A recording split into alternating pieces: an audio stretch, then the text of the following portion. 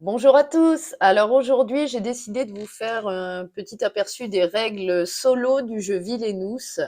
En effet, un abonné de la chaîne m'a demandé si je pouvais lui expliquer, enfin vous expliquer les règles du mode solo. Enfin, c'est plutôt une variante solo qu'on peut trouver sur Board Game Geek, hein, si vous êtes intéressé. Donc voilà. Alors, bah écoutez, on va déjà regarder un petit peu le matériel de la boîte de base. Voilà, donc vous avez des petites figurines comme ceci, hein, qui sont superbes, moi je trouve personnellement. Vous voyez, là c'est maléfique. Ici, on a la méchante dans La Petite Sirène, hein, Ursula.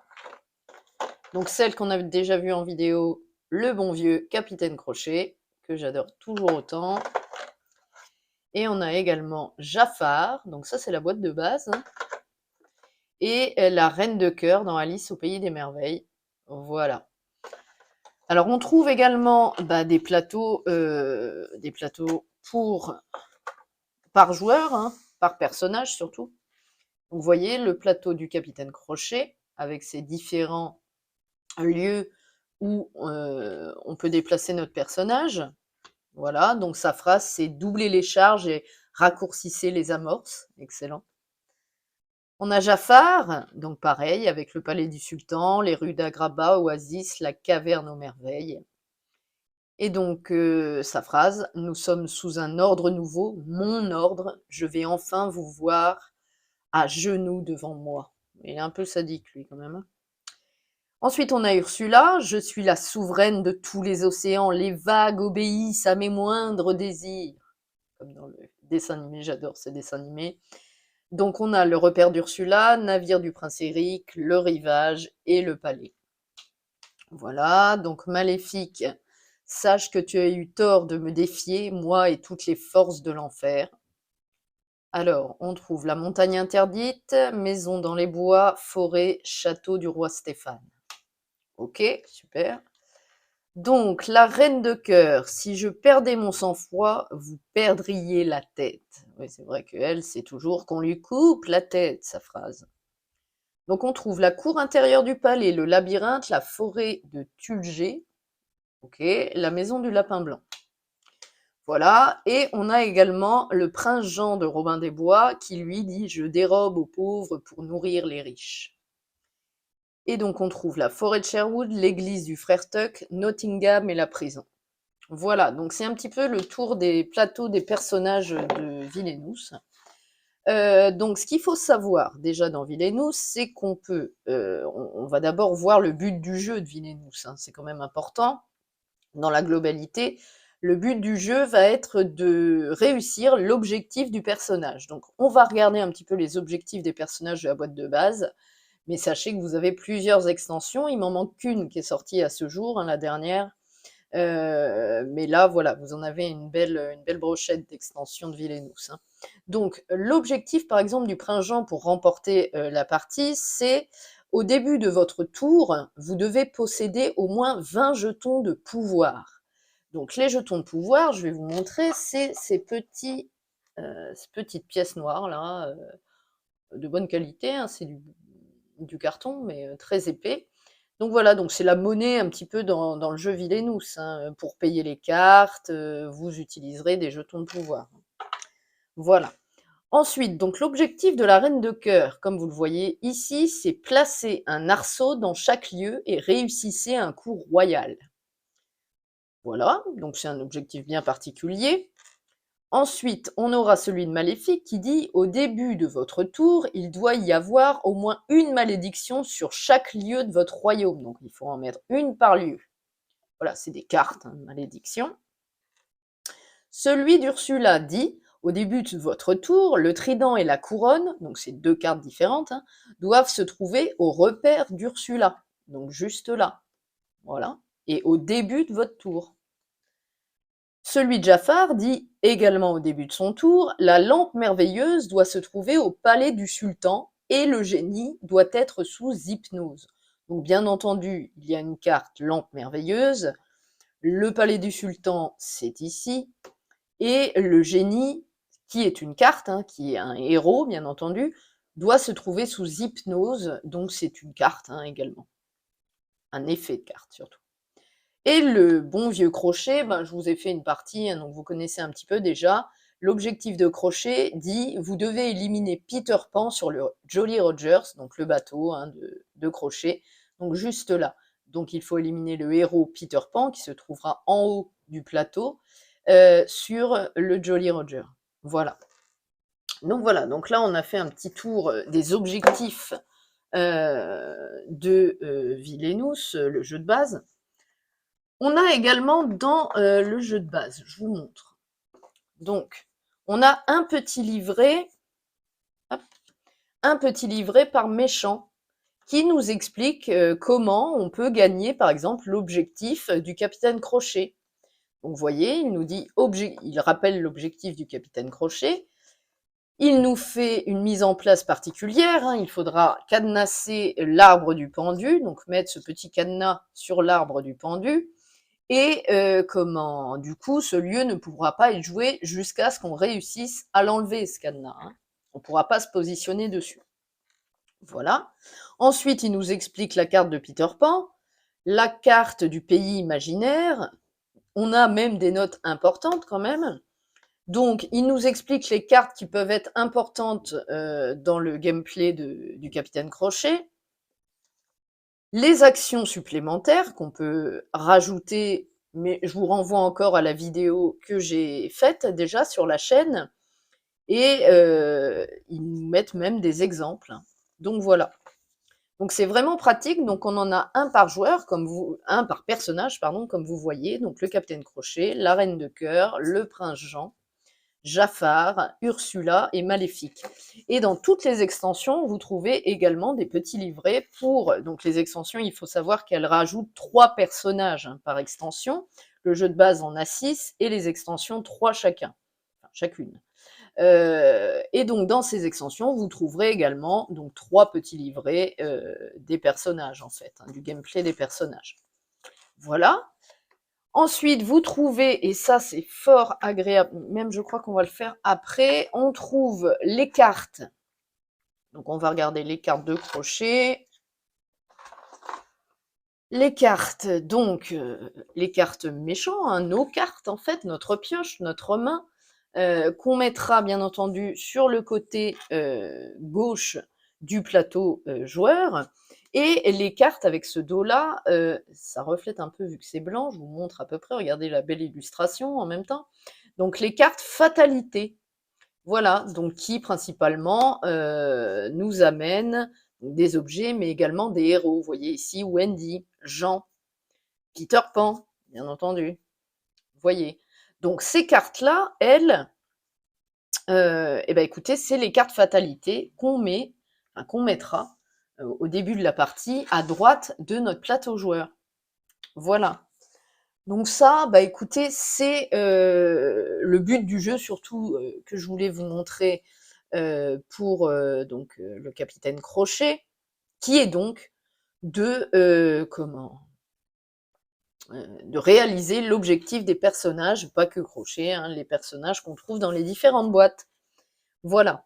Donc maintenant, on va passer aux règles générales. Comment on joue à Disney Villainous. Donc on se retrouve tout de suite.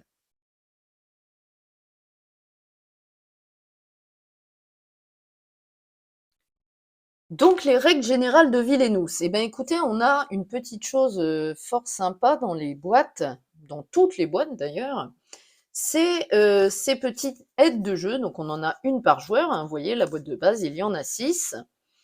Hop, 6 aides de jeu, une par joueur. Et donc elles nous disent, donc elles rappellent les objectifs des méchants, comme je viens de vous le dire hein, précédemment, et elles nous montrent l'aperçu des actions qu'on peut faire sur le bord de joueur. Hein. Donc on aura l'action gagner des jetons de pouvoir avec ce symbole, on aura avec celui-ci l'action jouer une carte de sa main, avec ce symbole-là, on pourra activer une capacité, avec celui-ci, c'est le symbole fatalité, généralement on l'aime pas trop celui-là, avec celui-là, c'est éliminer un héros, ici on pourra déplacer un objet ou un allié, Avec le petit éclair, donc le même symbole, mais avec un éclair à l'intérieur de la carte, ce sera l'action déplacer un héros en haut de son plateau. Et celui-là, qui est très important dans certains gameplays de personnages, c'est défausser des cartes de sa main, bien entendu. Voilà, donc ces petites aides de jeu nous résument la totalité des icônes qu'on trouve sur les boards des joueurs. Voilà. Donc, bah, écoutez, les règles générales de Villainous, c'est pas bien compliqué. On a donc, à notre tour, on doit piocher 4 cartes pour faire notre main de départ. Et ensuite, bah, si je prenais la figurine, ce serait mieux. La figurine, elle se place toujours sur le premier lieu du board des personnages. Donc voilà, donc on le placera ici en début de partie. On aura les 4 cartes en main. Et c'est très simple. Donc les cartes avec ce dos-là, notre main hein, de vilain, on peut les jouer en bas du plateau joueur. Donc au niveau des cartes qu'on peut trouver dans Villainous. Je vais essayer de vous trouver ça parce que... Ah ben voilà, ok, objet. Il m'en manque un. Je regarde un peu. Est-ce que je peux vous trouver... Ah, bien sûr, je ne vais pas en trouver. Ah si, ici.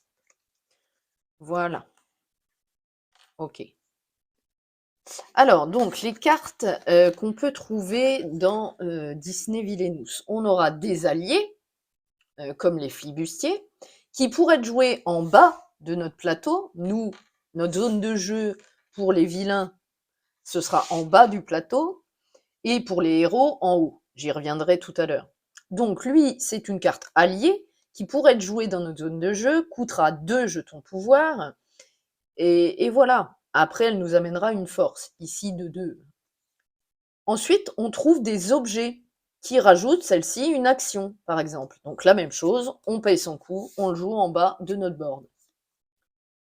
On trouvera également des événements, donc le coup ici, et avec une capacité spéciale. Voilà, donc celle-ci, on la joue, mais on ne la met pas sur... dès qu'elle est jouée, si vous voulez, on ne la pose pas dans notre zone de jeu, on la défaussera immédiatement face visible. Et également, une autre carte qui a le même système, hein, c'est une condition. Généralement, elles peuvent être jouées pendant le tour d'un autre joueur, hein, en multijoueur, mais en solo, on peut la jouer à tout moment. Voilà, mais on y reviendra tout à l'heure pendant les règles solo. Voilà, donc ça c'est les actions de nos cartes, les différentes cartes qu'on peut trouver dans Villainous Disney. Et ensuite, en multijoueur, quand, si vous voulez, un joueur autre se déplacera, imaginons ici, et qu'il... Alors, je ne sais pas si vous voyez bien, je vais essayer de vous montrer. Hop. S'il se déplace ici, imaginons hein, que c'est pas moi, que c'est un autre joueur, il se déplace sur une section de son board où il y a une fatalité, cette icône-là. Eh bien, écoutez, c'est facile, il va choisir un joueur, piocher 2 cartes du deck du joueur en question qu'il a choisi, choisir une carte pour lui faire une fatalité, c'est-à-dire, c'est un mauvais coup, entre guillemets. Donc, par exemple, s'il choisit un héros, il le jouera en haut du board du joueur choisi. Il masquera 2 icônes d'action d'une partie de son board. Par exemple, s'il se met ici, il masquera le fait est que l'autre joueur puisse gagner 1 de jetons pouvoir et puisse défausser sa main. Donc c'est quand même très embêtant. Il lui restera que 2 actions s'il se déplace ici au prochain tour. Donc c'est très handicapant. Et en plus, les joueurs ont un effet, enfin les héros, ou les cartes hein, quelconques, ont un effet sur la carte. Donc ici, le capitaine Crochet doit utiliser au moins 2 alliés pour éliminer les enfants perdus. Et donc ici, on voit la force des enfants perdus. Ici, il s'agit de 4 de force.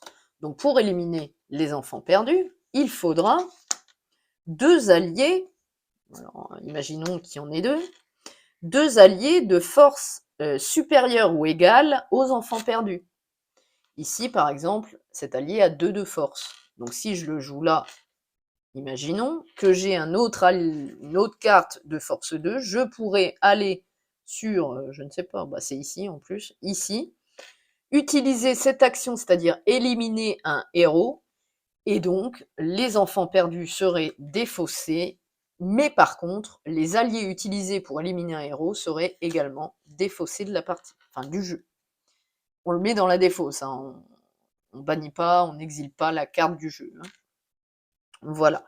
Donc ça, c'est les alliés. On aura également des événements, comme Migraine atroce, qui ne seront pas joués en haut du board, mais seront ponctuellement utilisés pour, par exemple, celle-ci dirait défausser un objet de votre choix. Et ensuite, on défaussera la carte. Voilà. Donc, c'est des exemples de cartes fatalité qu'on trouve dans le jeu Villainous de Disney. Voilà. Donc ça, c'est les règles voilà, générales. Hein. Après, je vous renvoie au petit guide des personnages, à la règle de jeu qui est très très bien expliquée. Vous voyez, pour chaque action, gagner des jetons pouvoir, jouer une carte de sa main. Voilà, on a plein d'exemples en plus. Très très bonne qualité de règles. Voilà, donc je vous renvoie à la règle. Donc voilà, donc ça c'était pour les règles générales du jeu Disney Villainous. Maintenant, on va passer à la spécificité de la variante solo. Donc je vous retrouve tout de suite.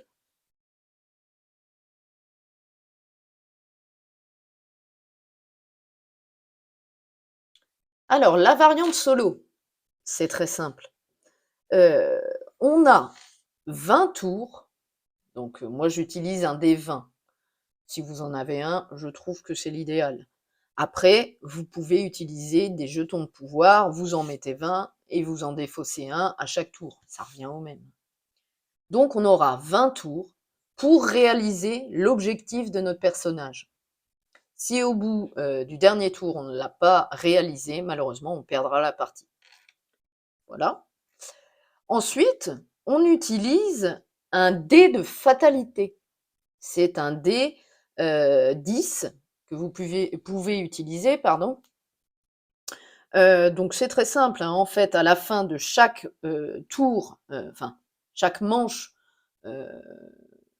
des joueurs, eh ben écoutez, c'est facile. On jette un dé de fatalité. Si on tombe entre 1 et 4, soit 40% à peu près de chance de faire une fatalité, si on tombe entre 1 et 4, eh ben on prendra les 2 premières cartes du dessus de notre pioche fatalité et on se fera nous-mêmes une fatalité, en fait. Donc on choisira la carte qui, bien sûr, faut pas être de mauvaise foi, qui nous embêtera le plus et on la mettra sur le lieu qui nous embêtera le plus. Voilà, c'est tout. C'est tout simple.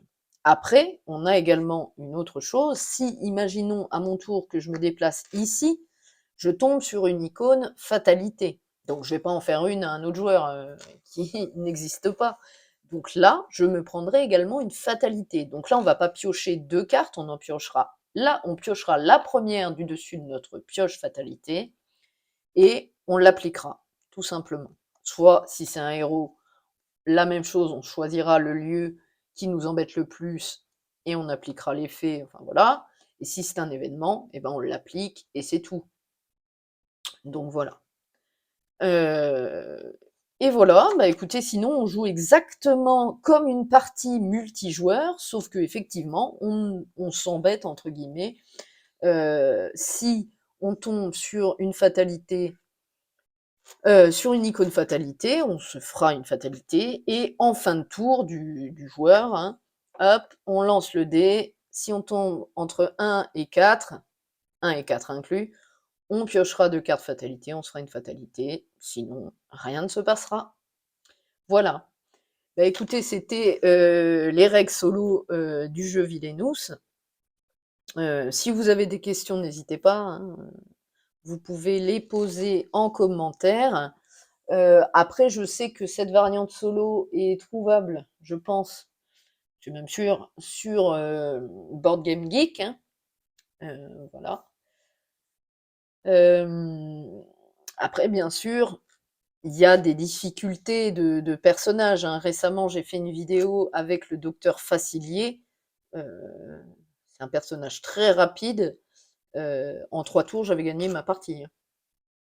Donc, heu, donc voilà, si vous voulez commencer avec un personnage, peut-être commencer avec le docteur Facilier qui se trouve, dans la boîte numéro 1 d'extension, juste ici, mauvais jusqu'à l'os. Donc voilà.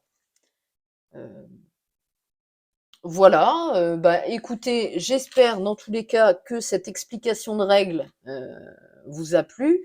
N'hésitez pas à vous abonner à ma chaîne et à suivre le tournoi Villainous, Disney Villainous que je réalise actuellement sur la chaîne, afin de départager quel est le personnage de toutes les boîtes que je possède, le plus rapide à réaliser son sombre objectif. Donc voilà. Bon bah écoutez, j'espère que ça vous a plu. Je vous laisse là-dessus et je vous dis salut!